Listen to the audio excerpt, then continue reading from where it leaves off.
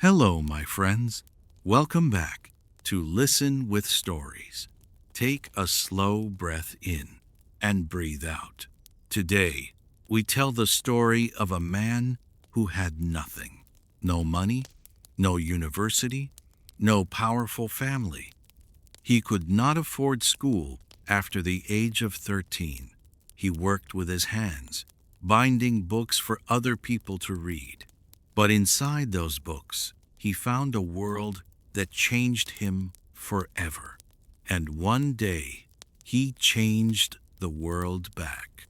This is the story of Michael Faraday, the bookbinder who became one of the greatest scientists who ever lived. If this is your first time here, welcome. This channel is called Listen with Stories.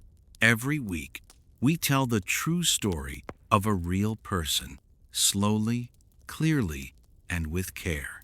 This is a perfect place to improve your English naturally. Please subscribe now. A new story comes every week, and you do not want to miss the next one. Let us begin. Michael Faraday was born on the 22nd of September 1791 in a small village near London, England. His family was very poor. His father, James Faraday, was a blacksmith. He worked with iron and fire, but he was often sick. He could not always work, and so the family had very little money. Michael was the third of 4 children. Some days, the family did not have enough food.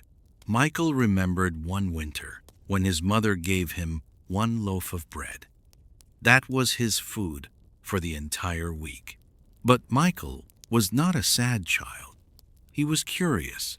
He asked questions about everything he saw. Why does fire burn? How does a candle work? What is light made of?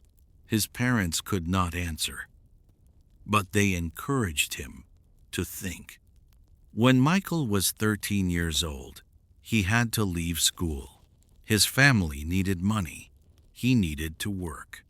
And he walked to a bookshop in London.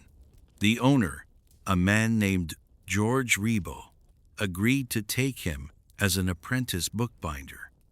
Michael's job was simple. He took loose pages and bound them into books. He worked with his hands every day. But something unexpected happened. He started reading the books he was binding. Michael Faraday read everything: history, philosophy, science, religion. But one book changed his life. It was called Conversations on Chemistry, written by Jane Marcet. The book explained science in simple, clear language. It talked about electricity, about chemical reactions, about the invisible forces that hold the world together. Michael read it again and again. He did not just read. He experimented. He used small pieces of glass, old bottles, wire he found in the street. He built a simple electrical machine with his own hands. It was rough. It was basic, but it worked. He felt electricity for the first time, and he was filled with wonder. He wrote in his notebook, "I wish to become a man of science." He was a poor bookbinder's apprentice. He had no connections, no education, no money. But he had one powerful thing. He believed.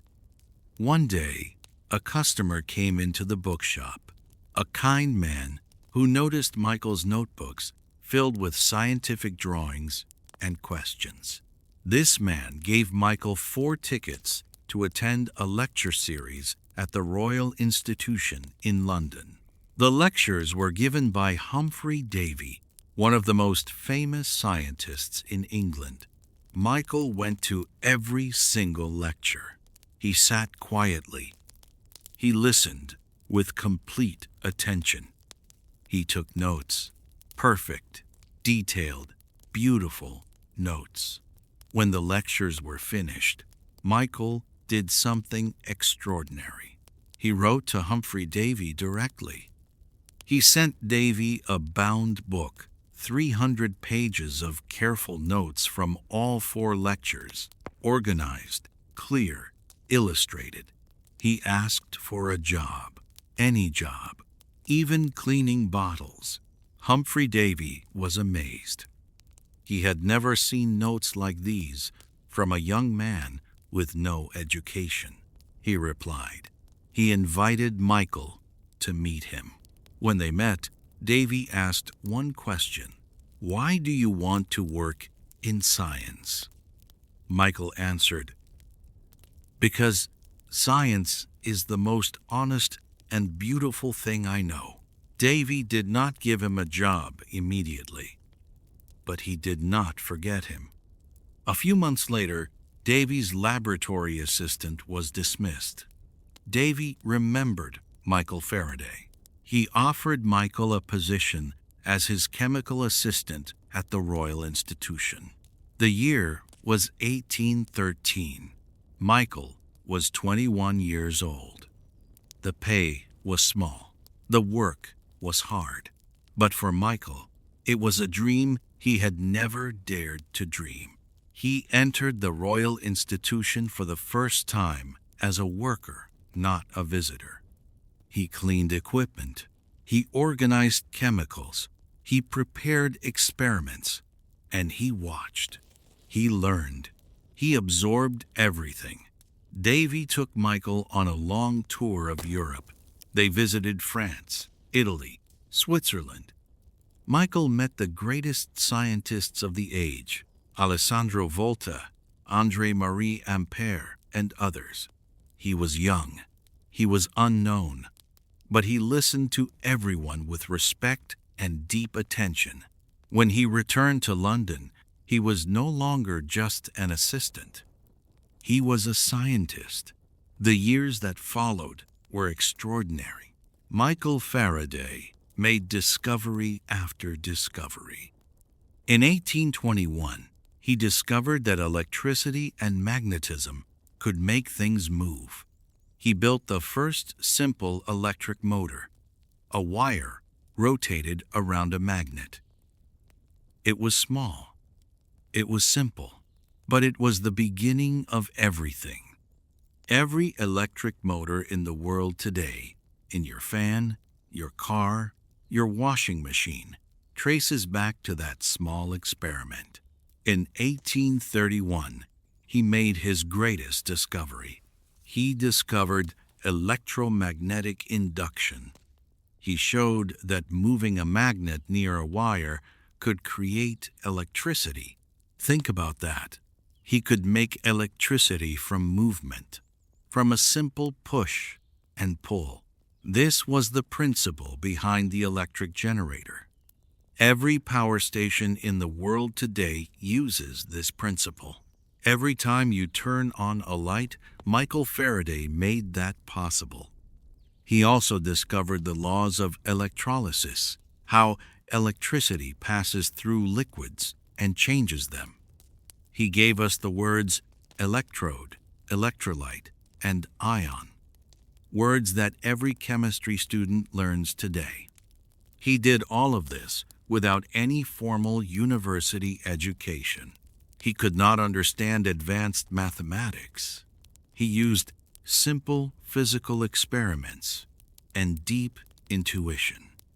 James Clerk Maxwell, one of the greatest mathematicians of the 19th century, later turned Faraday's experiments into mathematical equations that explained light itself.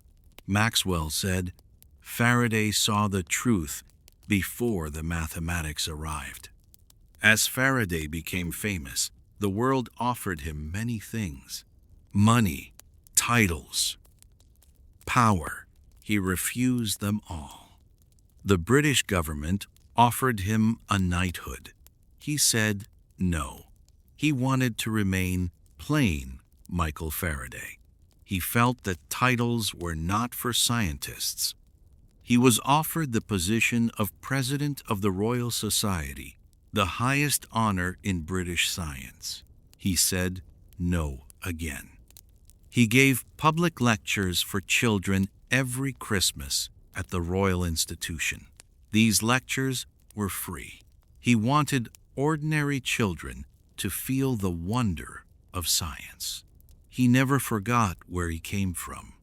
He never forgot the boy who had one loaf of bread for a whole week. He worked at the Royal Institution his entire life. He lived in a small apartment inside the building. He needed very little. He wanted very little. In his later years, his memory began to fail. He forgot names. He forgot dates. But he never forgot science. He retired quietly in 1858. He died on the 25th of August, 1867, sitting in his favorite chair. He left behind no wealth, no fortune. He left behind the modern world. My friends, if you are learning English right now, I want to speak to you directly. Michael Faraday had no teacher. He had no classroom. He had no university. He had books, and he read them slowly, with care, with attention. That is exactly what you are doing right now. Every time you listen to this channel, you are doing what Faraday did. You are learning something new with the tools you have available. You do not need a perfect school. You do not need a perfect life. You need curiosity and time and a little patience with yourself. Keep listening, keep reading, keep asking questions. That is how the bookbinder became a giant. Thank you for listening today, my friends. This was the story of Michael Faraday, a man who began with nothing and gave the world everything. Leave a comment below. Tell me, what surprised you most about Michael Faraday? And if you want to hear part 2 of this story, with more details about his experiments and his friendship with Humphry Davy, write part 2 in the comments. If enough of you ask, I will make it. Subscribe to Listen with Stories. A new story comes every week. Listen slowly. Learn deeply. Stay curious. I will see you next time.